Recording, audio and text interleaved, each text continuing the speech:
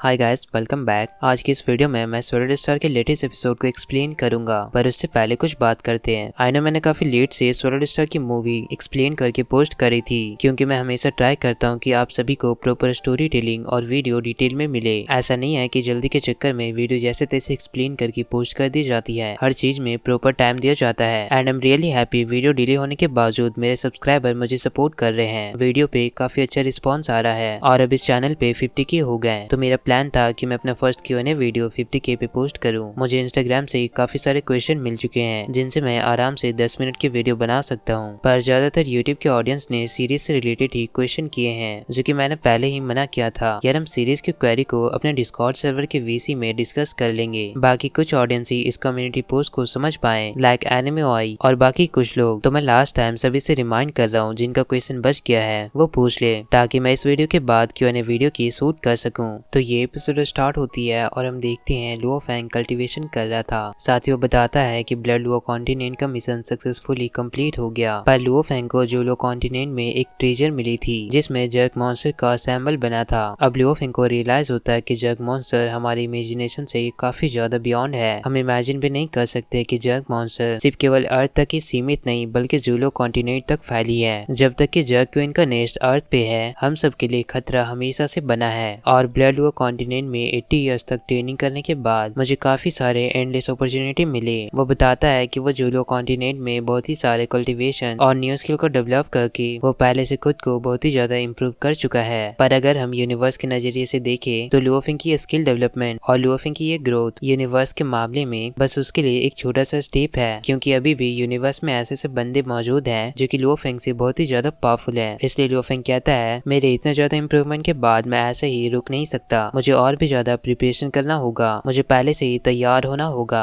ताकि जब भी अर्थ पे कोई खतरा आए तो मैं हमेशा उस खतरे से अर्थ को बचा पाऊं। कोई भी खतरा हो, मैं हमेशा अर्थ को प्रोटेक्ट कर पाऊं। तभी लुओ फैंग का भाई उसे कॉल करता है और कहता है, आप प्लीज वैन्यू बिल्डिंग में जाएं, आपसे वहाँ कोई मिलना चाहता है। जिस पर लुओ फैंग कहता है, कोई मुझसे वहाँ अकेला क्यों मिलना चाहता है? वह कहता है, ये पिंगहाई कंपनी के लिए काफी ज्यादा इम्पोर्टेंट है, तो आपको फौरन ही वहाँ जाना होगा। आई नो काफी सारे लोगों को लगता होगा कि ये तो मैंने पहले भी देख चुका है। तो देखो, मूवी रिलीज होने से पहले ही कुछ सीन को पहले ही दिखा दिया गया था, लाइक लुओ फैंग और पैंथम जेलस की वो फाइटिंग वाली सीन, जो एक दूसरे को चैलेंज एक्सेप्ट कर लेते हैं। पर बीच में जब मूवी रिलीज का टाइम आया, तब टेंसेंट कंपनी वाले एक छोटा सा मिनी एपिसोड रिलीज करके स्टोरी और मूवी को पहले ही कनेक्ट कर दिए। और इस एपिसोड को आप एक रिवाइज एपिसोड समझ सकते हो। इस एपिसोड के बाद पूरी स्टोरी लाइन क्लियर हो जाएगी। आगे लुओ फैंग कहता है कि मेरा भाई हुआ मुझसे कंपनी मैटर के बारे में बहुत ही रेयर केस में बात करता है, तो आखिर इस बार क्या मैटर है? कहीं पिंगहाई कंपनी किसी बड़ी मुसीबत में तो नहीं है? वो फौरन ही वर्चुअल यूनिवर्स कंपनी का हेलमेट पहनकर वर्चुअल यूनिवर्स में एंटर करता है और रश करते हुए फौरन ही हुआ के बताए हुए जगह पर जा रहा था। वो तो बिल्कुल ही घबराया हुआ है। उसे लग रहा है कि पिंगहाई कंपनी की तरफ से कोई जरूरी काम है, पर वो तो देखता है कि सुजिन उसका वेट कर रही थी। ये देखकर वो शॉक होता है। अब वो धीरे धीरे सुजिन की ओर बढ़ने लगता है और सुजिन काफी अच्छे से तैयार होकर लुओ फैंग का वेट कर रही थी। ये देखकर लुओ फैंग काफी ज्यादा खुश होता है। सुजिन भी लुओ फैंग को अपने सामने देखकर खुश हो रही थी। अब वो दोनों वर्चुअल यूनिवर्स के फर्स्ट रूम में आकर टाइम स्पेंड करने लगते हैं, जहाँ सुजिन अपने बारे में लुओ फैंग को बता रही थी कि वो अकेले ही काफी सारे बैरियर की ब्रेक थ्रू कर चुकी है और अब फाइनली पिंगहाई कंपनी का नेटवर्क 1 लाख से भी ज्यादा हो चुका है। साथ ही पिंगहाई कंपनी वर्चुअल यूनिवर्स की सेकेंडरी सब्सिडरी बन चुकी है और अब मैं भी वर्चुअल यूनिवर्स कंपनी की कोर मेंबर हूँ। ये सुनते ही लुओ फैंग काफी ज्यादा हैरान होता है। उसे यकीन नहीं हो रहा था कि सुजिन भी वर्चुअल यूनिवर्स कंपनी की कोर मेंबर बन गई। सुजिन कहती है, हाँ, और सिर्फ यही नहीं, हमने अर्थ पे जर्क मॉन्स्टर के सारे डिफेंस सिस्टम को और भी ज्यादा अपग्रेड कर लिया है। अब हमारी डिफेंस सिस्टम पहले से काफी ज्यादा इनहेंस हो चुकी है। सारे लोग उस नेस्ट के पास लाइव ट्रैक कर रहे हैं। साथ ही दूसरे प्लेनेट पे माइग्रेट होने का मिशन भी पहले से 6 टाइम इंक्रीज हो चुका है। वो लुओ फैंग से खुश होते हुए कहती है, सब कुछ बढ़िया चल रहा है ना? जिस पर लुओ फैंग मनी मन सोचने लगता है कि सुजिन अकेले ही इस पूरी कंपनी को ग्रो कर रही है, इवन कि वो इस कंपनी को पूरे गैलेक्सी तक ला चुकी है। साथ ही वो दूसरे प्लेनेट पे लोगों को माइग्रेट कर रही है, इवन कि वो वर्चुअल यूनिवर्स कंपनी की कोर मेंबर बन गई। इसके पीछे सुजिन काफी ज्यादा हार्डवर्क की होगी, जिसे मैं इमेजिन भी नहीं कर सकता। सुजिन तो सच में काफी ज्यादा एफर्ट्स लगा रही है। इधर सुजिन लुओ फैंग के करीब जाकर उसे देखने लगती है। तभी उसे एक जरूरी बात याद आता है। वो लुओ फैंग से बताती है कि अब हमारी कंपनी दूसरे मैटर्स में भी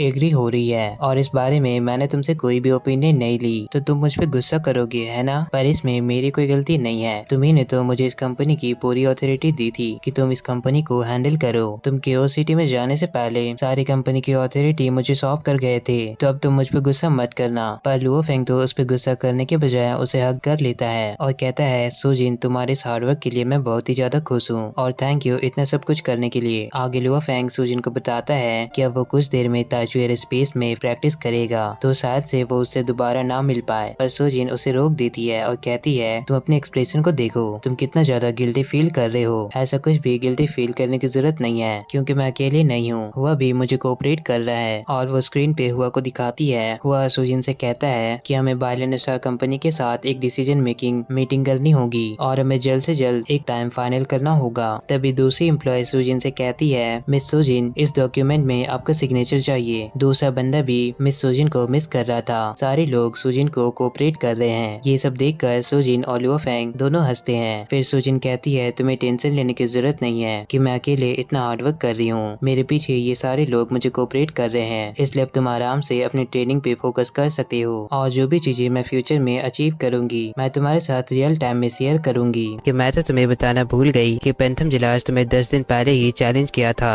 वो तुमसे बदले लेना चाहता है और अब वो सारे लोगों से कह रहा है कि लुओ फेंग डर गया, इसलिए वो मुझे चैलेंज करने की हिम्मत नहीं करता है। जिस पर लुओ फेंग कहता है, तो फिर ठीक है, तुम बस रिजल्ट का वेट करना, मैं उसे बताता हूँ। अब इस फाइट के लिए बवाता भी एक्साइटेड हो रही थी। आगे हम देखते हैं पैंथम जिलास और लुओ फेंग दोनों फाइट करने के लिए अरेना में आते हैं और बाहर से सारे वॉरियर इस फाइट के लिए एक्साइटेड होकर उनके फाइट को देख रहे थे। जहाँ पैंथम जिलास लुओ फेंग से कहता है कि अब मेरा मेंटल पावर तुमसे काफी ज्यादा इंक्रीज हो चुका है और साथ ही अब मेरे बॉडी में न्यूट्रिशन केबिन भी है जो कि मेरी बॉडी को लगातार स्ट्रॉन्गर बनाती है। मैं बस ये चाहता हूँ कि लोग जाने कि ताइचू एयरस्पेस में सबसे बेस्ट कौन है। जिस पर लुओ फेंग कहता है, तो फिर ठीक है और इसका फैसला करते हैं। अब पैंथम जेलस और लुओ फेंग दोनों फाइट करने वाले हैं। जहाँ पैंथम जेलस शुरुआत में ही अपने काफी सारे स्पिरिचुअल अटैक करके लुओ फेंग को किल करने की कोशिश कर रहा था, पर लुओ फेंग तो बड़ी आसानी से उसके हर अटैक को डॉज करते हुए बच जाता है। साथ ही पैंथम जेलस इस बार लुओ फेंग पे स्पिरिचुअल अटैक करने वाला था, पर जैसे ही वो उस पे मेंटल अटैक करता है, लुओ फेंग की साइकिक वेपन के कारण पैंथम जेलस उस पे अटैक नहीं कर पाता।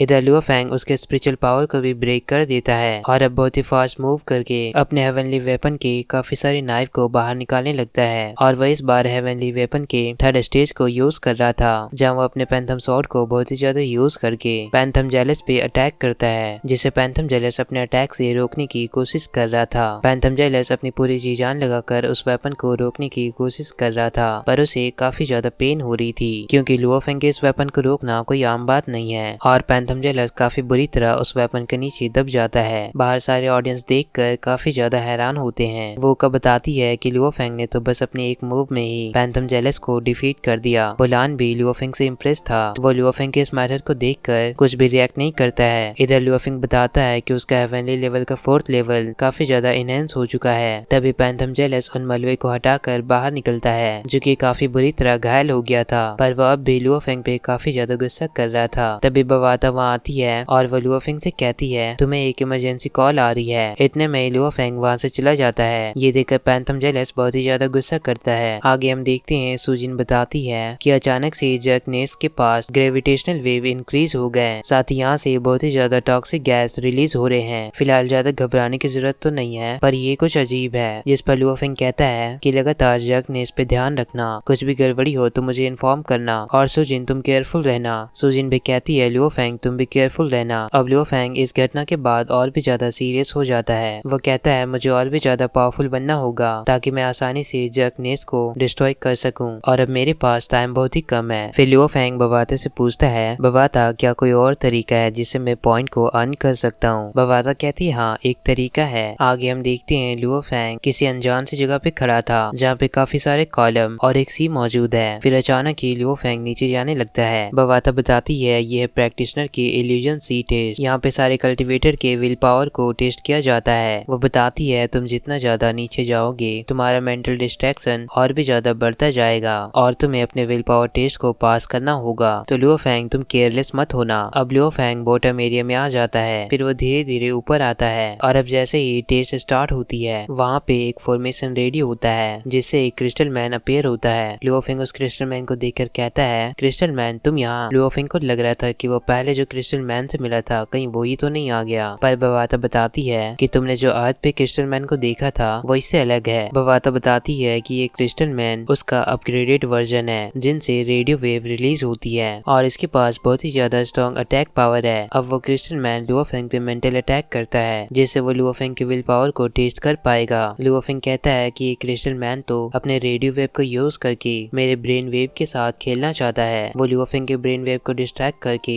उस पर मेंटल अटैक कर रहा है। साथ ही वो लुओ फेंग पे एक अटैक करके उसे इल्यूजन में डाल देता है जहाँ लुओ फेंग स्पेस से नीचे गिर रहा था। पर लुओ फेंग अपने space time secret method of mental defence को यूज करके एक बड़ा सा बैरियर क्रिएट कर लेता है ताकि वो खुद को क्रिस्टल मैन से डिफेंड कर सके। पर क्रिस्टल मैन तो अपने और भी पावर को यूज करके लगातार उस पर अटैक किए जा रहा था। इस बार लुओ फेंग को विजन आते हैं कि सुजिन और सारे अर्थ के लोग काफी बुरी तरह खतरे में पड़े हैं। इधर लुओ फेंग पे भी काफी खतरनाक अटैक हो रहे थे। फिर लुओ फेंग अपने माइंड पे कंसंट्रेट करके कहता है कि हमारा हार्ट ही ऐसा वेपन है जो कि सारे इल्यूजन को डिस्ट्रॉय कर सकता है। मुझे अपने हार्ट पे फोकस करना चाहिए और वह अपने हार्ट पे कंसंट्रेट करके उसके सारे इल्यूजन को ब्रेक कर देता है। पर क्रिस्टल मैन दोबारा से फॉर्म होकर लुओ फेंग पे पंच अटैक करता है। पर लुओ फेंग का कंसंट्रेशन तो काफी अच्छा है, वो उस अटैक से बिल्कुल भी डिस्ट्रैक्ट नहीं होता है और इस बार भी लुओ फेंग की विल पावर से क्रिस्टल मैन डिस्ट्रॉय हो जाता है और लुओ फेंग इस स्टेज के फर्स्ट स्टेज को आसानी से पास कर लिया। अब सेकेंड स्टेज के लिए लुओ फेंग दूसरे आइलैंड पे आता है जहाँ उसके सामने उसे डिस्ट्रैक्ट करने के लिए दो क्रिस्टल मैन अपेयर होते हैं जो कि लुओ फेंग के इमोशन के साथ खेलना चाहते थे। वो लुओ फेंग को विजन देते हैं कि सुजिन किसी और के साथ टाइम स्पेंड कर रही है। ये देखकर शुरू में तो लुओ फेंग को बहुत ही ज्यादा गुस्सा आता है पर लुओ फेंग किसी तरह से कंट्रोल करके इस आइलैंड को भी पास कर लेता है। ऐसा करके वो फिफ्थ आइलैंड पे आ गया था जहाँ उस पे काफी सारे क्रिस्टल मैन एक साथ अटैक करते हैं और फिफ्थ आइलैंड में लुओ फेंग को विजन आती है कि अर्थ पे दोबारा से नोलेंसन के बंदे ने अटैक किया है पर लुओ फेंग उनको भी आसानी से किल कर देता है। ऐसा ही करके लुओ फेंग 9th आइलैंड पे आ जाता है और अब उसके पास 51,100 पॉइंट्स हो चुके थे क्योंकि वो पहले इतने सारे स्टेज को क्रॉस कर लिया कि पहले सारे अटैक के कारण तुम्हारा मेंटल पावर काफी ज्यादा डैमेज हो चुका है, तुम्हें अर्जेंट ही अपने मेंटल पावर को ट्रीट करना होगा। इधर लुओ फेंग कहता है मैंने एक्सपेक्ट नहीं किया था कि मुझे इतने सारे पॉइंट्स मिलेंगे लेकिन मैं और भी ज्यादा पॉइंट्स लेना चाहता हूँ, इसलिए वो आगे स्टेज में बढ़ने लगता है जहाँ उसके सामने उस सी से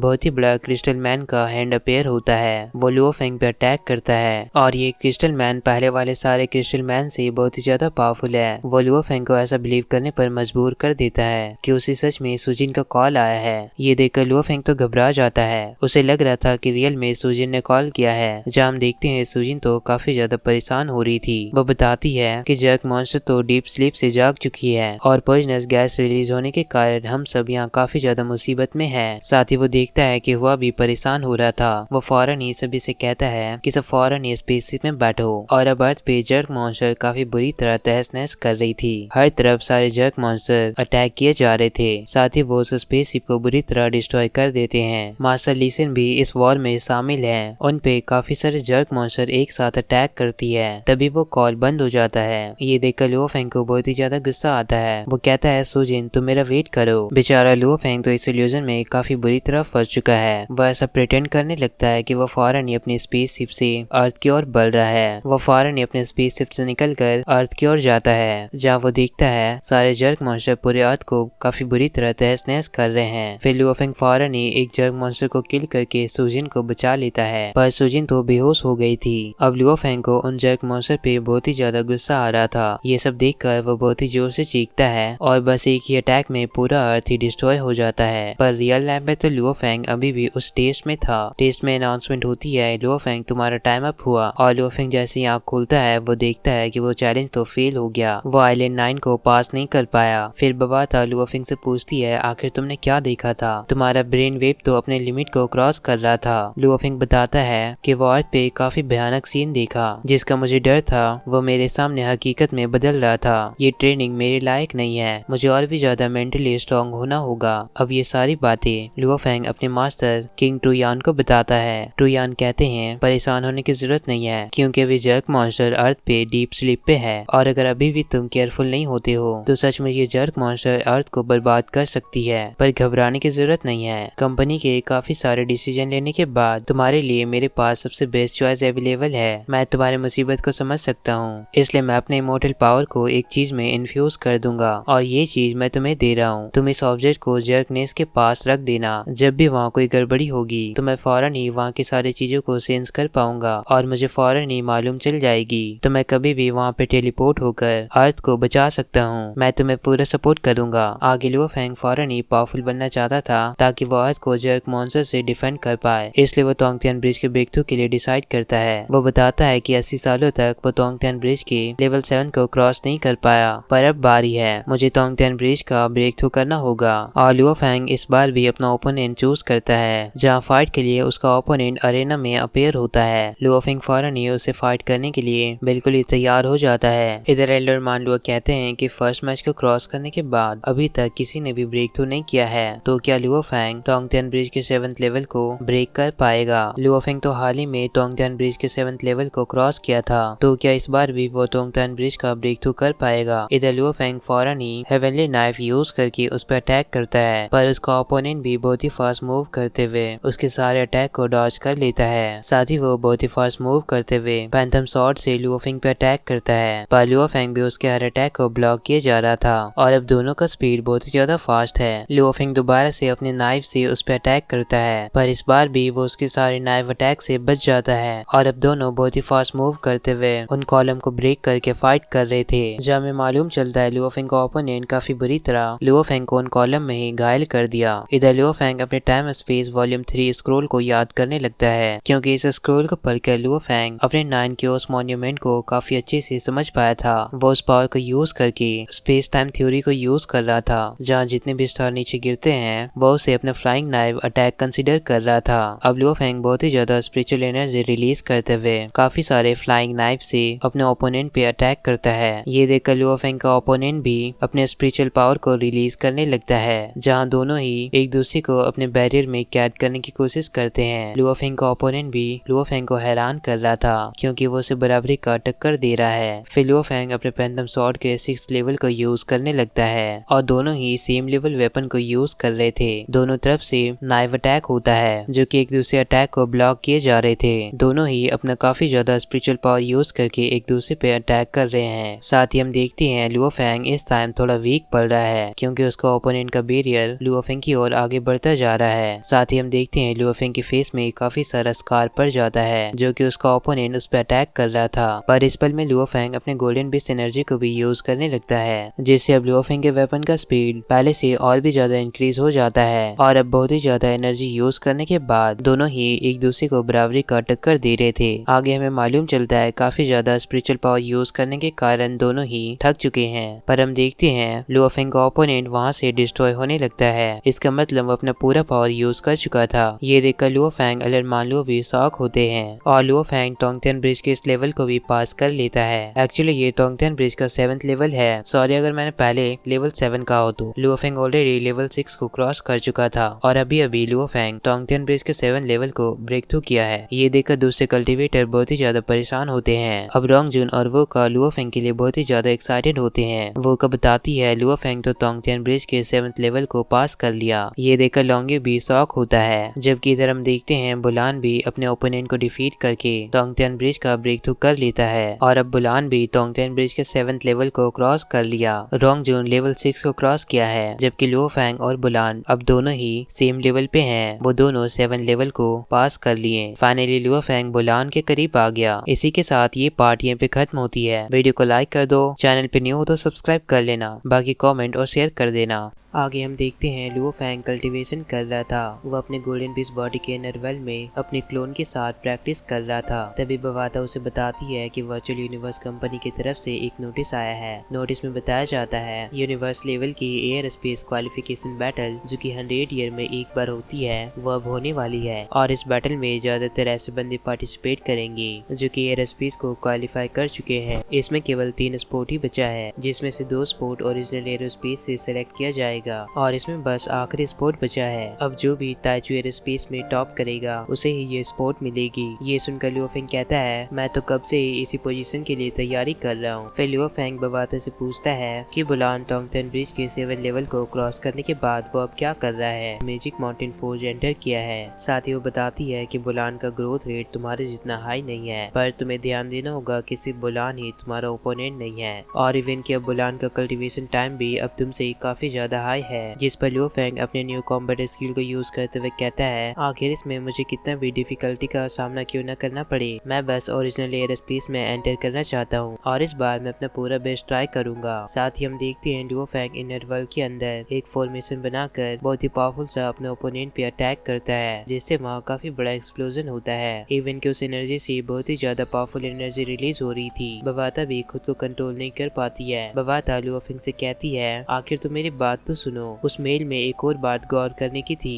एक और तरीका जिससे तुम डायरेक्ट ही ओरिजिनल एयर स्पेस में एंटर कर सकती हो। ये सुनकर लुओ फैंग हैरान होते हुए पूछता है, क्या? फिर बवाता वहाँ आती है और कहती है, हाँ, बस तुम्हें ओरिजिनल टोंगतियान माउंटेन का ब्रेक थ्रू करना होगा। ये सुनकर लुओ फैंग फौरन ही ओरिजिनल टोंगतियान माउंटेन में एंटर करता है, क्योंकि वो किसी भी हाल में ओरिजिनल एयर स्पेस में एंटर करना चाहता है। अब जैसे ही लुओ फैंग यहाँ पे आता है, उस मॉन्यूमेंट से एक बंदा बाहर आता है जो कि दिखने में बहुत ही ज्यादा पावरफुल लग रहा था और लुओ फैंग उसके सामने तो बिल्कुल ही छोटा लग रहा है। वो बंदा लुओ फैंग से कहता है, तो तुम यहाँ पे नए हो? जिस पर लुओ फैंग उसे कहता है, हाँ। वो बंदा कहता है, जो कल्टिवेटर टोंगतियान ब्रिज के 12th लेवल को क्रॉस नहीं किए हैं, वो टोंगतियान माउंटेन में आने की हिम्मत भी नहीं करते हैं। तो आखिर तुम यहाँ कैसे आ गए? क्या तुम्हें डर नहीं लग रहा? तभी वहाँ एक जायंट सा एप आता है और वो भी लुओ फैंग के सामने अपने पावर को जाहिर करने लगता है। साथ ही वहाँ एक पाइथन सी क्रिएचर आती है। वो कहती है, मेहमान को ऐसे डराए नहीं करते, वरना ये बंदा यहाँ से भाग जाएगा। उन सबको देखकर लुओ फैंग तो शॉक हो रहा था। वो स्नेक लुओ फैंग से कहती है, यहाँ का रूल तो बिल्कुल ही सिंपल है, बस तुम्हें यहाँ के सारे गार्ड को डिफीट करना होगा जो कि टोंगतियान माउंटेन की गार्डिंग कर रहे हैं। तुम्हें सभी को किल करना होगा,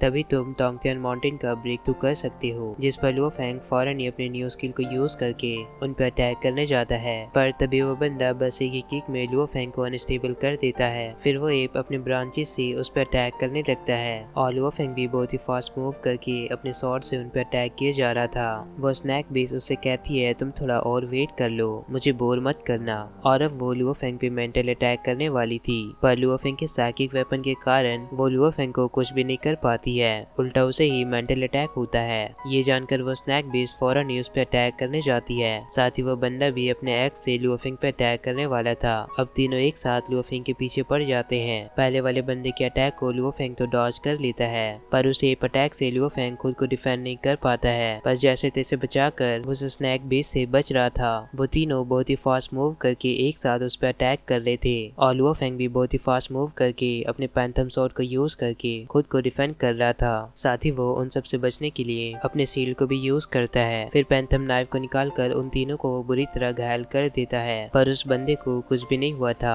तो लुओ फैंग फौरन ही अपने स्वॉर्ड से उस पे काफी सारे स्लाइस अटैक करता है। इतने में वो ऐप काफी ज्यादा गुस्से में लुओ फैंग पे अटैक करने जाता है। लुओ फैंग उस ऐप अटैक से लगातार बच रहा था और इस बार लुओ फैंग उस पे स्वॉर्ड अटैक करके उसे किल करने वाला था, लेकिन तभी लुओ फैंग अपने स्वॉर्ड पीछे करके अपने पीछे अटैक करता है, क्योंकि बड़ी चालाकी से वो स्नैक बेस एक इल्यूजन बनाकर लुओ फैंग के सामने गायब होकर उस पे अटैक करने वाली थी। पर लुओ फैंग अपने मेंटल वेपन के कारण उसे नोटिस कर लेता है। वो पाइथन बेस बुरी तरह घायल हो जाती है। साथ ही वो काफी ज्यादा शॉक होती है कि उसका इल्यूजन अटैक लुओ फैंग पे काम नहीं आया। इधर लुओ फैंग कहता है, मैं और भी ज्यादा हैंडल नहीं कर सकता, क्योंकि ये लोग मुझ पे बहुत ही ज्यादा फास्ट अटैक कर रहे हैं। इसलिए लुओ फैंग खुद एक बैरियर बनाकर उन सभी पे बहुत सारे नाइफ से अटैक करता है, जिससे वो स्नैक बेस्ट और वो एप घायल हो रहे थे, जबकि वो दूसरा बंदा अपने एक्स से लुओ फैंग पे अटैक करने जाता है। पर लुओ फैंग उसके इस अटैक से भी बचकर उस पे स्लाइस अटैक कर रहा था। साथ ही वो आर्मरमेंट नाइफ को यूज करके एप पे अटैक करता है, लेकिन इतने में ही वो दूसरा बंदा लुओ फैंग पे स्वॉर्ड अटैक करता है, जिसे लुओ फैंग अपने पैंथम स्वॉर्ड से ब्लॉक कर लेता है। और इसी मौके में पीछे से पाइथन बेस उस पे अटैक करने वाली थी, पर लुओ फैंग उस अटैक को ब्लॉक करने के बजाय उसे डॉज कर लेता है, जिसके कारण वो स्नैक बेस उस बंदे के अटैक से मारी जाती है। इधर लुओ फैंग कहता है कि मुझे इस वर्ल्ड में ज्यादा मेंटल वेपन को यूज करने का मौका नहीं मिला, तो अभी मैं अपने मेंटल वेपन को टेस्ट कर सकता हूँ। अब लुओ फैंग बहुत ही फास्ट मूव करके पैंथम स्वॉर्ड से उस पर अटैक करता है। साथ ही वो उसके स्वॉर्ड को भी ले लेता है और फिर बहुत ही फास्ट मूव करके उस बंदे पे अपने स्वॉर्ड से अटैक करता है, जिससे वो बंदा भी मारा जाता है। लेकिन तभी पीछे से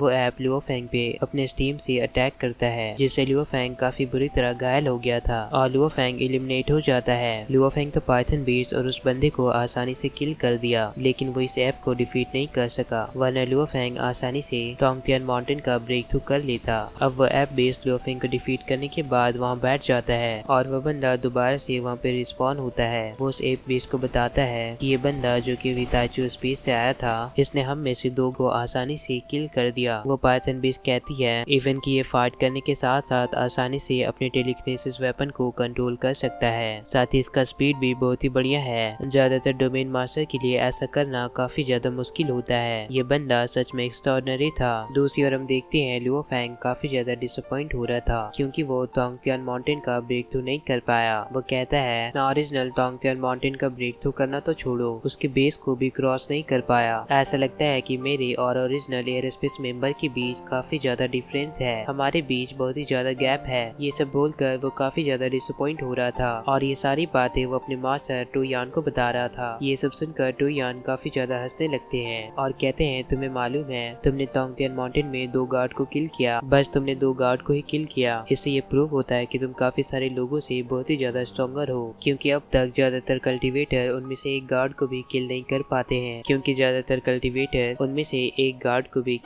पाते हैं पर तुमने तो 2 गार्ड को किल किया। फिर वो लुओफेंग से पूछते हैं क्या तुम्हें जीनियस वॉर की ट्रायल टावर फाइटिंग याद है? ये ट्रायल टावर ऐसा डिफिकल्टी लेवल पे सेट किया गया है जिसे ऑलमोस्ट कोई भी पास नहीं कर सकता और बिल्कुल वैसे ही टोंगतियान माउंट ऐसा बेंचमार्क है जिसका ब्रेक थ्रू करना काफी ज्यादा मुश्किल है। ये सब सुनकर लुओफेंग शॉक होता है और कहता है अब मैं समझ गया। आगे हमें पता चलता है कि 5 लोग टोंगतियान ब्रिज के 7 लेवल को क्रॉस कर लिए हैं और वो बंदा जो कि टोंगतियान माउंटेन में लुओफेंग से फाइट कर रहा था वो हमेशा नए कल्टीवेटर को परेशान करता रहता है क्योंकि वो उन सबसे पहले ही 7th लेवल को क्रॉस कर लिया था। अब जैसे ही कोई न्यू बंदा 7th लेवल को पास करता है वो सारे न्यू कल्टीवेटर को बुली करता है और असल में वो तीनों भी कल्टीवेटर ही है जो कि ट्रायल टावर की कल्टीवेशन कर रहे हैं। वो बुलान और लुओफेंग से पहले ही वो सब 7th लेवल को क्रॉस कर लिए थे और वो तीनों भी लुओफेंग जैसा ही टोंगतियान माउंटेन का ब्रेक थ्रू करने गए थे जहाँ पे वो सभी लुओफेंग को बुली किए। इधर हम देखते हैं वो पावरफुल कल्टीवेटर पैंथम जेलस को भी बुली करते हैं जिस पर पैंथम जेलस बहुत ही ज्यादा गुस्सा करता है, पर उनमें से एक कल्टीवेटर पैंथम जेलस को रोक लेता है। साथ ही उनमें से एक कल्टीवेटर काफी बार लुओफेंग को चैलेंज किया है पर लुओफेंग उसके रिक्वेस्ट को बार बार मना कर दिया और अब अनाउंसमेंट होती है Taichu air space battle officially start होती है। अब लुओफेंग बताता है कि वह अब एयर स्पेस क्वालिफिकेशन बैटल में फाइट करेगा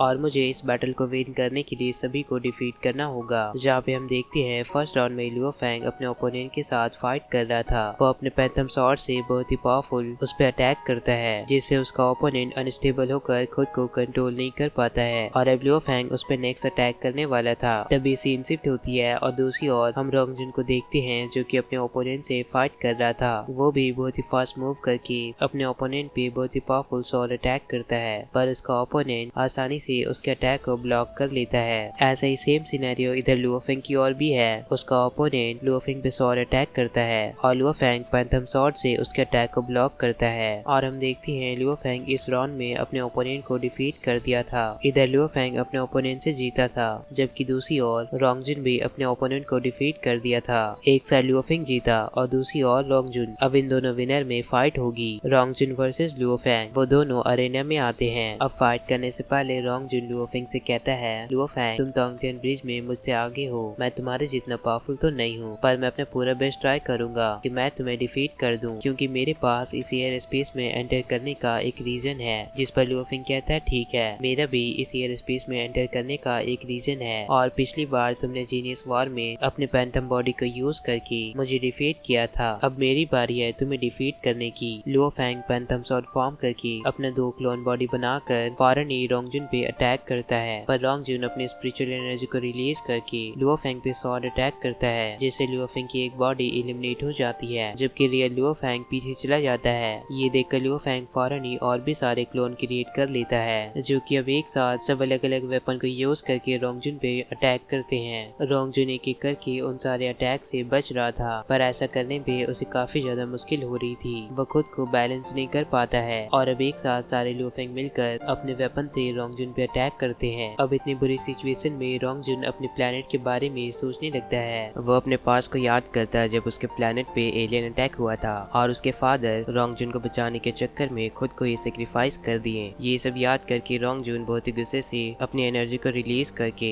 उन सभी को पीछे कर देता है और अब लुओफेंग पे बहुत ही पावरफुल स्वॉर्ड अटैक करने वाला था। इधर लुओफेंग भी गुस्से में रोंगजुन पे अटैक करने वाला था पर रोंगजुन बहुत ही फास्ट मूव करके लुओफेंग पे स्वॉर्ड अटैक करता है। अब उसके सारे क्लोन बॉडी डिस्ट्रॉय हो चुके थे जबकि इधर लुओफेंग तो पीछे हो गया था। दोबारा से रोंगजुन उस पर अटैक करने आता है और अब उन दोनों में बहुत ही ज्यादा फास्ट फाइट होने लगता है, जहाँ लियो फेंग उसे बहुत ही पावरफुल किक मारता है जिससे रोंग जुन घायल हो जाता है और इस बार लियो फेंग अपने स्वॉर्ड फॉर्मेशन को एक्टिवेट करता है। वहीं दूसरी ओर रोंग जुन भी अपने रियल्म ऑफ अर्थ डोमेन को यूज कर रहा था। अब दोनों का डोमेन क्लैश करता है जिससे वहाँ काफी पावरफुल एक्सप्लोजन होता है, पर अब भी दोनों में से कोई भी हार मानने वाला नहीं था। दोनों ही डट कर एक दूसरे को कम्पीट कर रहे हैं और एक बार फिर से रोंग जुन अपने डोमेन अटैक करके लियो फेंग को कैद कर देता है, फिर बहुत ही फास्ट उस पर अटैक करता है। और अब रोंग जुन का स्पीड पहले से और भी ज्यादा बढ़ चुका था, लेकिन इतनी स्पीड में भी लियो फेंग उसके हर अटैक को ब्लॉक कर रहा है। तो इस बार लियो फेंग अपने शैडो 7 ब्लेड को यूज करता है, जबकि दूसरी ओर रोंग जुन अपने 1000 ब्लॉक को यूज करता है और दोनों एक दूसरे पे बहुत ही पावरफुल अटैक करते हैं। हम देखते हैं लियो फेंग उस अटैक से इधर काफी दूर आ जाता है, जबकि रोंग जुन तो वहीं पे खड़ा था। फिर वो फौरन ही बहुत ही फास्ट मूव करके एक बार फिर से लियो फेंग पे स्वॉर्ड अटैक करता है, पर लियो फेंग इस बार भी उसके अटैक को ब्लॉक कर लेता है। लेकिन इस बार लियो फेंग अपने जूलियो क्रिस्टल का यूज कर रहा था, जिससे वो बस एक ही मूव में रोंग जुन को डिफीट कर देता है और जूलियो क्रिस्टल के पावर को यूज करने पर उसका स्पीड पहले से बहुत ही ज्यादा इंक्रीज हो चुका है। वो लगातार उस पर स्लैश अटैक करके उसे काफी बुरी तरह किल कर देता है और इस फाइट में लियो फेंग जीत जाता है। ये देखकर दूसरे वॉरियर लियो फेंग को विश करने लगते हैं और अब लियो फेंग ओरिजिनल एयर स्पेस में पार्टिसिपेट कर सकता है। अरेना के बाहर रोंग जुन और लियो फेंग एक दूसरे से मिलते हैं, जहाँ रोंग जुन लियो फेंग से कहता है शायद यही सच्चाई है कि मैं तुमसे पावरफुल नहीं हूँ। तभी वहाँ वूका आती है और लियो फेंग को अप्रिशिएट करने लगती है, तुमने काफी अच्छा फाइट किया। फिर रोंग जुन लियो फेंग से कहता है तुम जरूर एयर स्पेस में रेस्ट करना। लियो फेंग कहता है मैं तुम्हारे लिए एयर स्पेस में वेट करूंगा। और अब नेक्स्ट फाइट लियो फेंग और बुलान के बीच होती है। अब वो दोनों अरेना में आते हैं। बुलान लियो फेंग से कहता है लियो फेंग अब तक तुम ही हो जो कि मेरे ओपोनेंट के लायक है। जिस पर लियो फेंग कहता है फाइनली मुझे कुछ शो करने का मौका मिला, क्योंकि लास्ट टाइम के फाइट में बुलान काफी बुरी तरह लियो फेंग को डिफीट कर दिया था, पर इस बार लियो फेंग को दोबारा से मौका मिला है कि वो बुलान के साथ फाइट करे। अब लियो फेंग फौरन ही अपने पैंथम स्वॉर्ड को यूज करके बुलान पे फाइट करने जाता है, पर बुलान फौरन ही वहाँ से गायब हो जाता है। ये देखकर लियो फेंग भी शॉक होता है कि आखिर बुलान अचानक ही कहाँ चला गया, मैं उसके ऑरा को भी महसूस नहीं कर सकता। साथ ही इधर सारे लोग बुलान और लियो फेंग को फाइट को देख रहे थे। इधर मिस लुओ भी परेशान होती है क्योंकि सिस्टम भी बुलान को डिटेक्ट नहीं कर पा रहा था और सिस्टम बुलान को ऑफलाइन डिटेक्ट कर देता है। ये देखकर सारे कल्टीवेटर परेशान होते हैं। वो सब शौक थे कि आखिर अचानक ही बुलान ऑफलाइन कैसे हो सकता है, आखिर वो कहाँ गया। एलर मांडुओ एल्डर टू यान सब हैरान थे। तभी मिस लियो बताती है कि ये लास्ट कोऑर्डिनेट है जहाँ पे बुलान को डिटेक्ट किया गया था। इसके बाद बुलान डिटेक्ट ही नहीं हो रहा, आखिर वो मैजिक माउंटेन से अचानक ही कहाँ गायब हो सकता है। और बुलान के डिटेक्ट ना होने पर सिस्टम इस गेम को सस्पेंड कर देती है और ये राउंड सस्पेंड हो जाता है और सारे कल्टीवेटर को फौरन ही गैदर होने का ऑर्डर मिलता है। इधर लियो फेंग भी कंफ्यूज था कि आखिर बुलान अचानक ही कहाँ गायब हो गया। अब सारे कल्टीवेटर फौरन ही एक जगह पर गैदर हो जाते हैं, जहाँ सारे लोग उसी बारे में बात कर रहे होते हैं कि बुलान आखिर अचानक ही कहाँ गायब हो गया। तभी वहाँ एलर्जिया भी अपेयर होते हैं कि हमारे पास अर्जेंट इशू चल रही है, सभी को मैजिक माउंटेन जाकर बुलान को ढूंढना होगा। ये एक अर्जेंट मिशन है क्योंकि ओरिजिनल एयर स्पेस का मेंबर बुलान गायब है और जो भी बुलान को ढूंढ कर लाएगा